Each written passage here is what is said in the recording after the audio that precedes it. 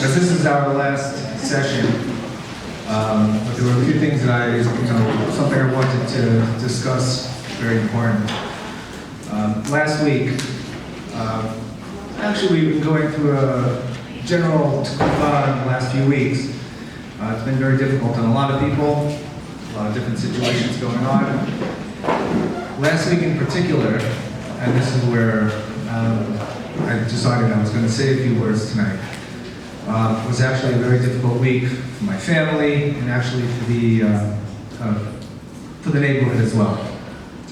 Erev Yontif, I lost a cousin, married to a husband of my first cousin, who battled leukemia for a number of years.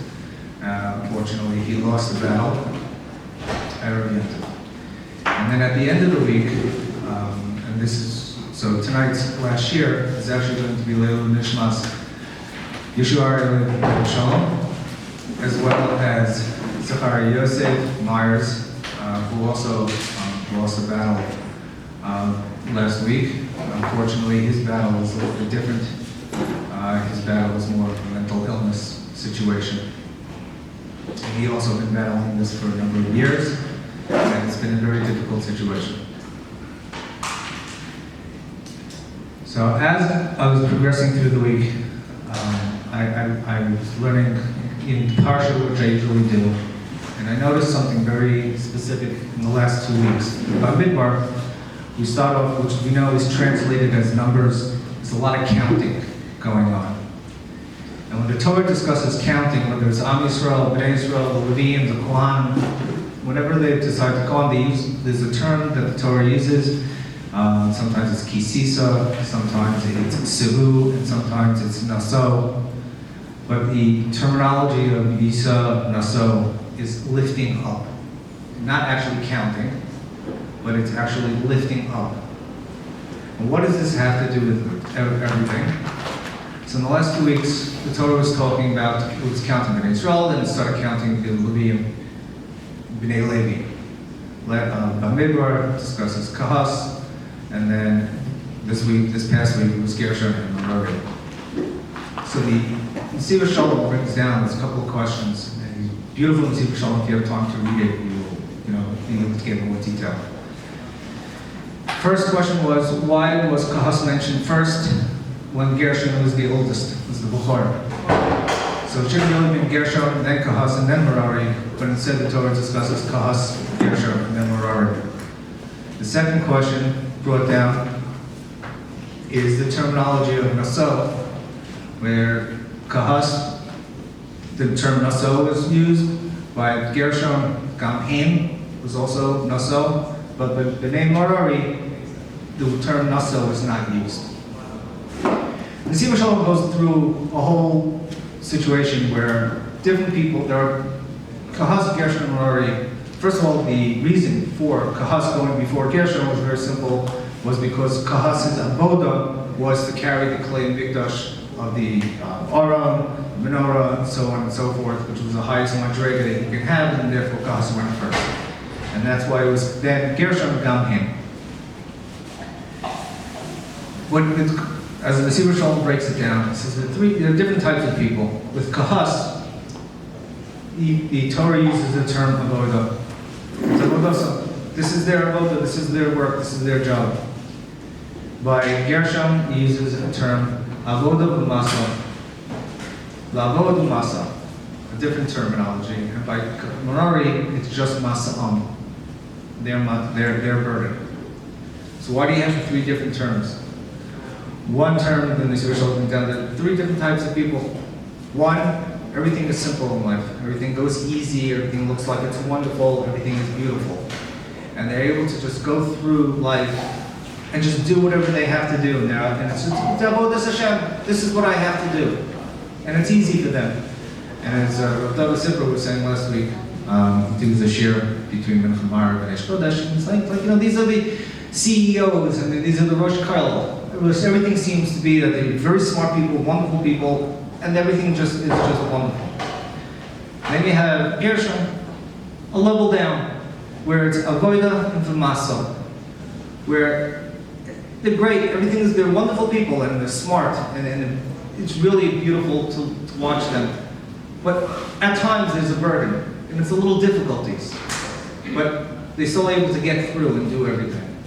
By Merari, though, as the Nesiv Shalom says, what is Merari? Merari is marir, bitter. And that's a terminology for these types of people, where everything seems bitter. It's a difficulty throughout the day, throughout every moment. Where it's hard to get up in the morning sometimes, it's hard to get to work, it's hard to do what they have to do. Their job, in a sense, was to carry the crushing and the beans and the hard, heavy load of the Mishkan. And that was their life, and that's their life. Everything is difficulty, everything is hard. Also, everybody also has each part of those three. Some people, even though they have great, once in a while it's little difficulties. And even the people who think everything is difficulty, once in a while they actually have it easy. But I want to go a little further, that there is a couple of different other terminologies here. One, by Merari, is a word that says Zois Mishmeres, which is not used by Kahas or by Gershon. Mishmeres is a term of Shmira. And why would it be used by Merari? If you take the comma, the pasuk, and you move it over there, and it says Zois Mishmeres, you think about it, these are the people that you need to be careful and watch over. Zois Mishmeres Masa'am. The people where there's bitterness, where it's difficulty and it's hardships on a regular basis, these are the people that you, as everybody else, family, neighbors, friends, need to watch over on a regular basis all the time. And Shmira, when we discuss Shmira in Torah and everywhere else, even a Shomer Chinam that's at the lowest level of Shmira still has a responsibility when it comes to neglect. If they neglect their Shmira, they're responsible.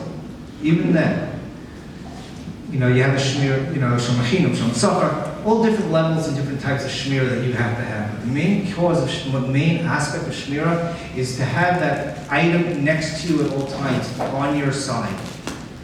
You have to guide it and watch over it. And it's the same thing with people who have masa'am with its bitterness and its difficulty.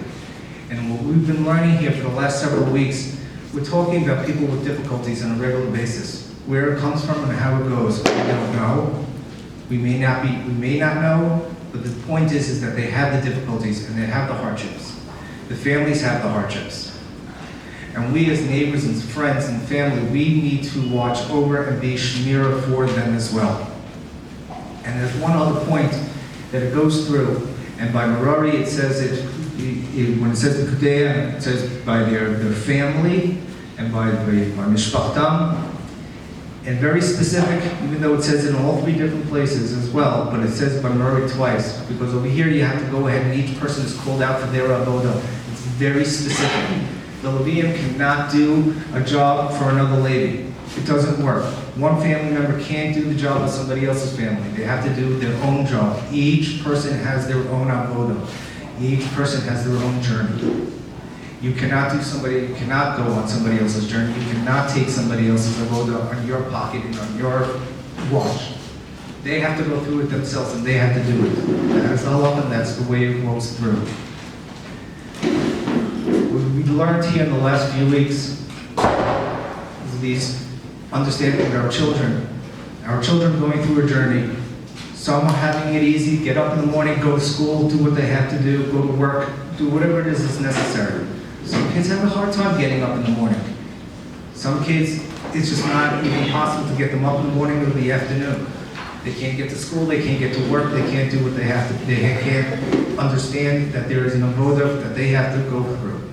Everything is difficulty, everything is their masa'am, their difficulty, their burden. And it's our responsibility to go ahead and be with them and not against them. Our job and our responsibility is to be a shmira for them to such a point where they know that they are going to be with us, and that brings us to the point of naso. Naso is to lift up. A person cannot feel counted unless they feel a part of. When the Torah talks about naso es rosh, you have to lift up their head because they can only feel counted if they feel a part of something. A person cannot be counted, they will not accept to be counted if they don't feel that they're connected, if they don't feel that they're a part of. And that's why Merari didn't have the word naso. If you think about it, everybody else, Kahas, easy, simple, everyday life. Even Gershom, they have difficulties, but then you talk to them, you say, you're great, you're wonderful, I'm with you, they accept it, and they come with you. Then you have the people who unfortunately are just difficulties, and they just feel everything is difficult. And they go ahead and they cannot feel that count. They cannot feel that they are a part of, whether it's a family or friends or in a school system. It doesn't matter. They don't feel a part of it. And therefore you have to do such mishmeres. And you have to be and with them and together. And that is our point of Kol Neshama. Our Kol Neshama is putting ourselves in that place of shmirah, of where we can connect with our children, we connect with our friends, we connect with our neighbors, all the way through. We cannot turn our heads and say, this doesn't concern me. It does concern all of us. And we have to go ahead and talk about it. Mental illness in such a situation, whether the person is born with it or developed over time due to trauma. And when it comes to trauma, to really understand what trauma is, and Baruch Hashem, Be'ezrat Hashem, no one should ever know from it. But is the difficulty such as leukemia? There is no difference. I've seen it with my own families, I've seen it with my personal self. Somebody who grows up and has a form of trauma, it's as a tkufa that we just went through when we talk about the rockets being launched on a regular basis. People are running for bomb shelters on a regular basis every couple of minutes. And that's how these people feel. There is a rocket going off in their head every minute of the day. They don't know where to turn, they don't know where to run, and they don't know how to get to it. They need to be in that bomb shelter and that safety. And that bomb shelter could be many different forms. That bomb shelter could be an Xbox, that bomb shelter could be an iPhone. That bomb shelter could be just sitting in their bed and doing nothing all day. That's their bomb shelter. And that is what we need to be there, with them and next to them. So when they have those days where they can't get up, we sit by their bed. We sit next to them and we wait. And when they wake up and they look at you and they say, what are you doing here? You can turn to them and say what I said once. You might need me. Therefore, I am here with you the entire time. And that's how we get them to smile. And that's how we get them back. And that's how we get them to be with us when that shmirah is next to at all times. So at this point,